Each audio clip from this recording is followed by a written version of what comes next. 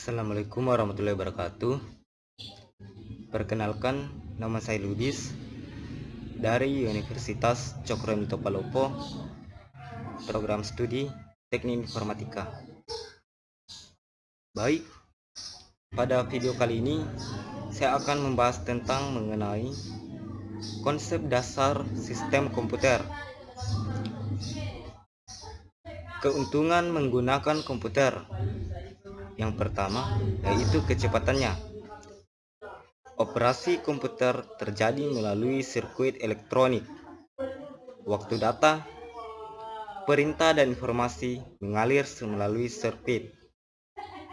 Maka data, perintah, dan informasi tersebut dipindahkan dengan kecepatan yang luar biasa. Kebanyakan komputer memproses miliaran, bahkan triliunan operasi dalam 1 detik. Kemudian yang kedua, kepercayaan. Komponen elektronik dari komputer modern dapat diandalkan dan dipercaya karena komponen tersebut jarang mengalami kerusakan. Dan informasi yang diberikan komputer juga cukup akurat. Kemudian yang ketiga, konsistensi. Konsisten yang tidak dimiliki oleh manusia, tapi komputer memiliki hal ini. Sebagai contoh, jika diberikan input yang sama, maka komputer akan memproduksi hal yang sama secara konsisten, asalkan perintah dan inputnya benar. Kemudian keempat, penyimpanan. Komputer mampu menyimpan data yang banyak dan membuat data ini tersedia untuk diproses kapan saja dibutuhkan. Kemudian yang kelima, yaitu komunikasi.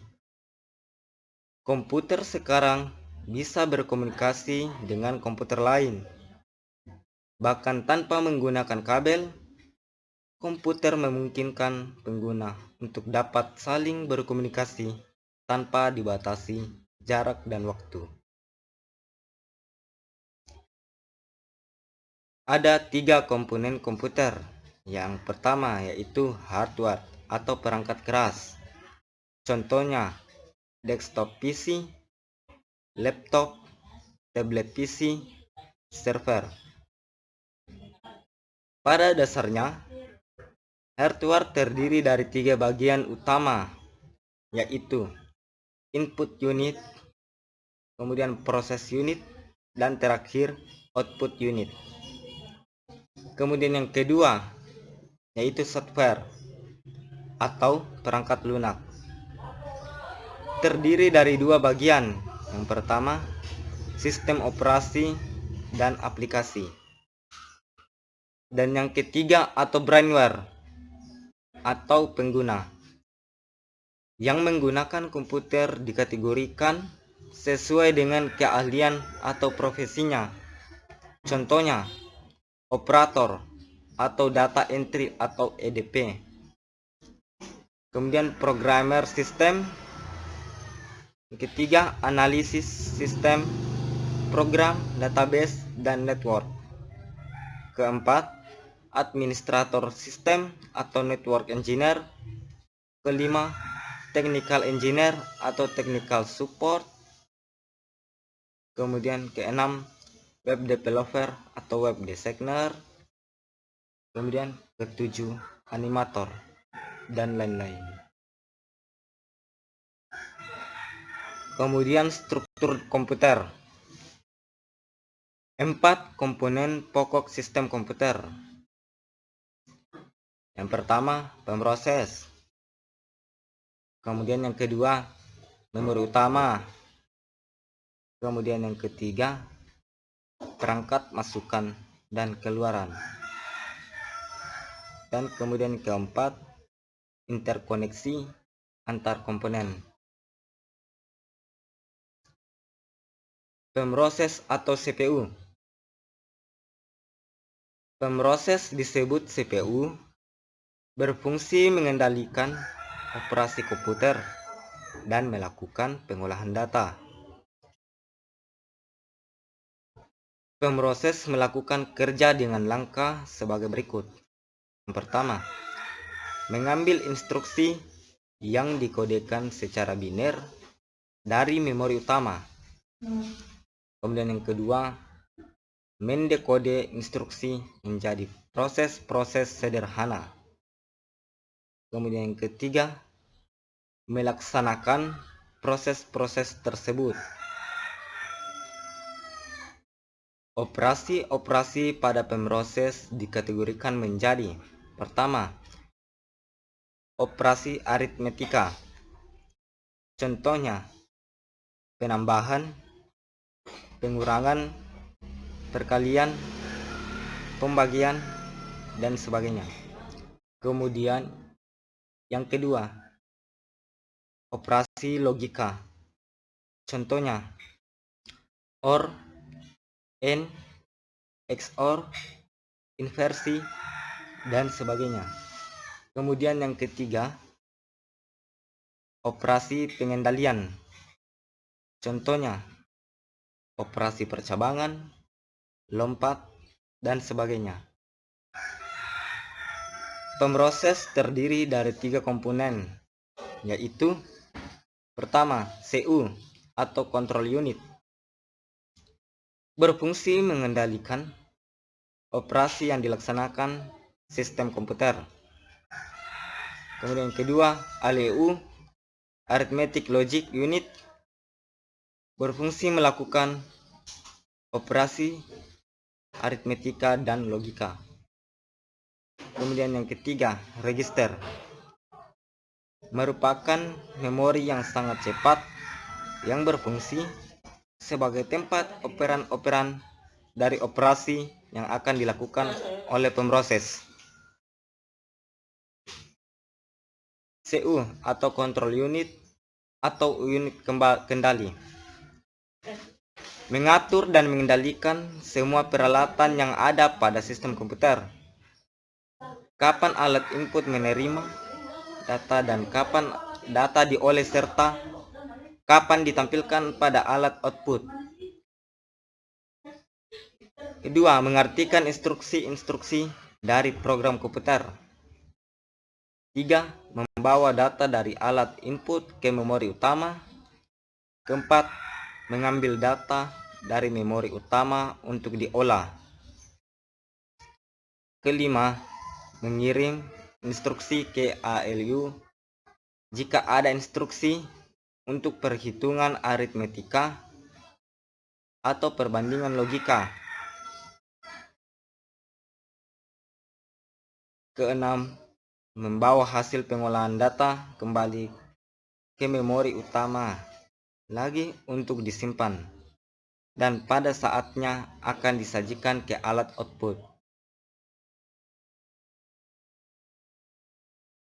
Kesimpulan tugas dari unit kendali ini adalah: pertama, mengatur dan mengendalikan alat-alat input dan output. Kemudian yang kedua, mengambil instruksi-instruksi dari memori utama. Kemudian yang ketiga, mengambil data dari memori utama jika diperlukan. Kemudian keempat, mengirim instruksi ke ALU bila ada perhitungan aritmetika atau perbandingan logika, serta mengawasi kerja dari ALU. Kelima, menyimpan hasil dari instruksi-instruksi dari memori utama, seperti contoh pada gambar di bawah. ALU, Arithmetic and Logic Unit. Pertama, melakukan semua operasi aritmetika dengan dasar penjumlahan sehingga sirkuit elektronik yang digunakan disebut adder. Kemudian, melakukan keputusan dari suatu operasi logika sesuai dengan instruksi program.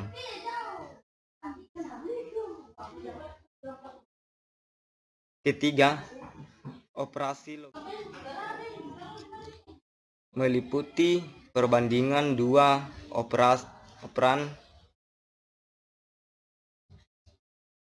dengan menggunakan operator logika tertentu, yaitu sama dengan, tidak sama dengan, kurang dari, kurang atau sama dengan, lebih besar dari, dan lebih besar atau sama dengan.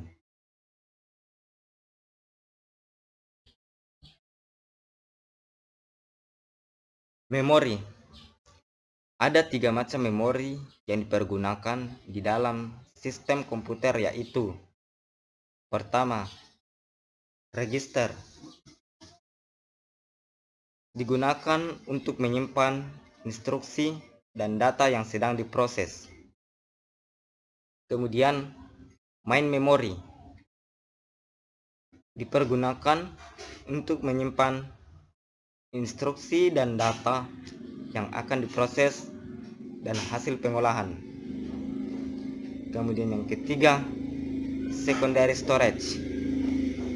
Dipergunakan untuk menyimpan program dan data secara permanen.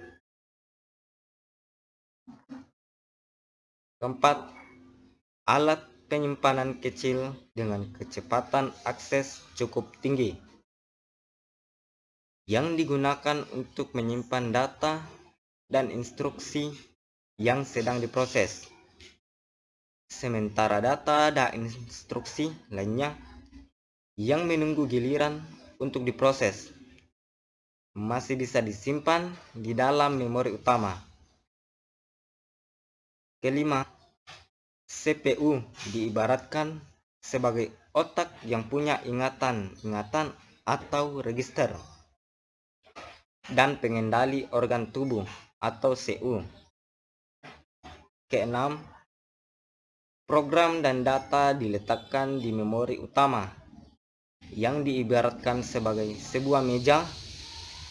Program diproses melakukan satu persatu instruksi-instruksi yang ada di dalamnya.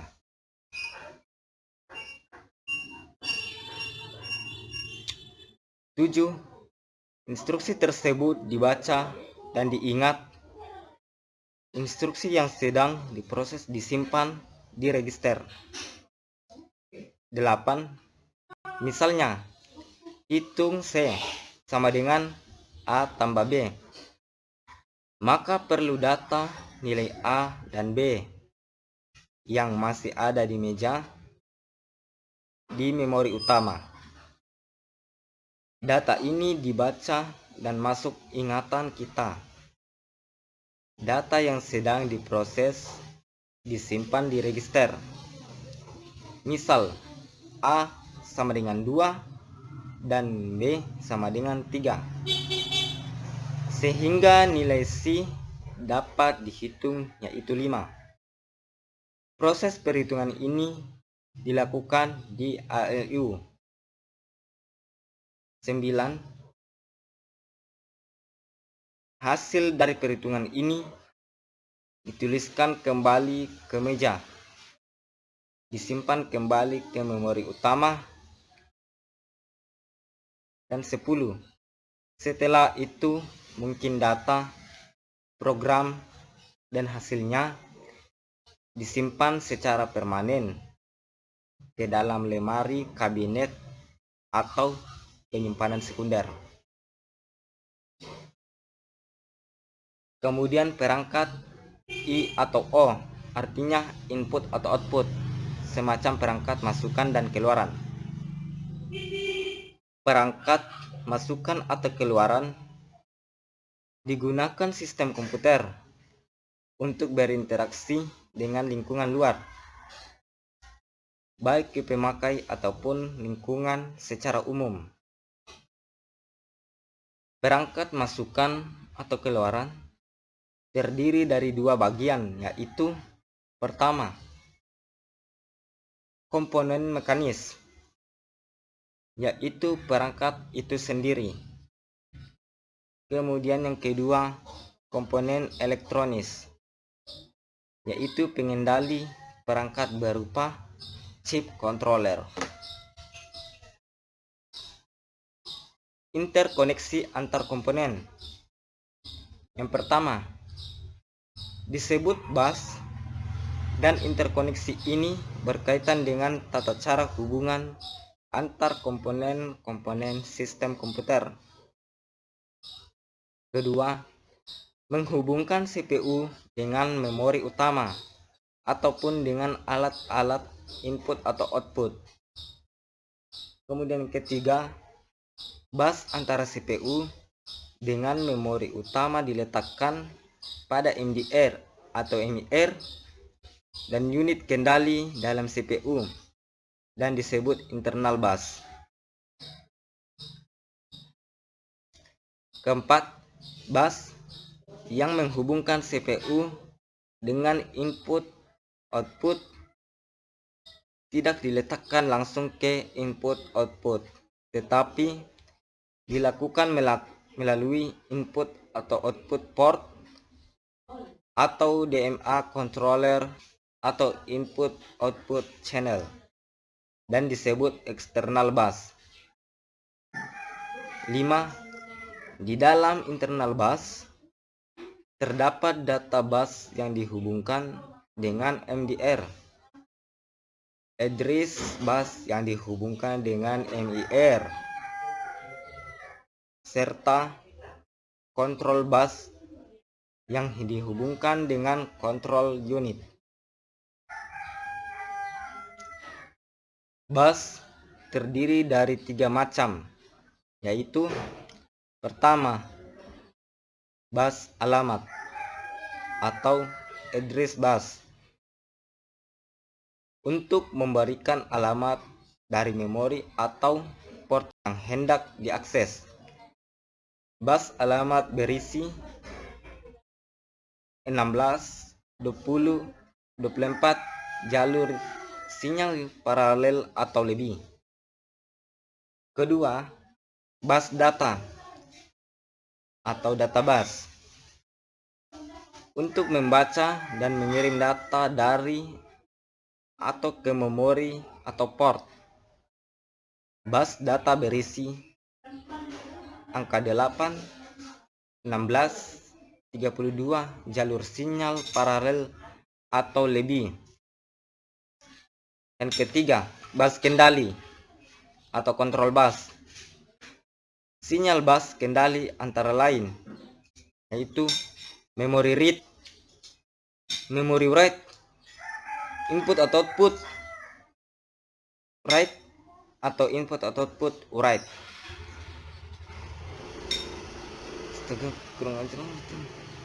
Interrupt. Fungsi interrupt. Pertama, interrupt memindahkan pengendalian kepada interrupt service routine melalui interrupt vektor berisi alamat dari semua service. Kedua, arsitektur interrupt harus menyimpan alamat instruksi yang diinterrupt. Ketiga, interrupt yang datang berikutnya dibatalkan ketika interrupt lain sedang diproses untuk mencegah hilangnya suatu interrupt. Keempat, drop adalah kesalahan software generate interrupt disebabkan oleh kesalahan atau karena permintaan user. 5. Suatu sistem operasi dikendalikan oleh interrupt.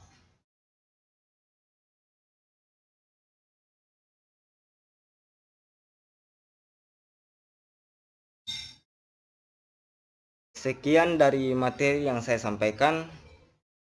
Kurang lebihnya mohon dimaafkan. Apabila ada kesalahan dari saya, mohon dimaklumi. Karena di sini saya presentasi mengenai materi yang saya bahas yang diberikan oleh Bapak Andi Jumardi, dan saya akhiri dengan ucapan wabillahi taufiq wa hidayah. Wassalamualaikum warahmatullahi wabarakatuh.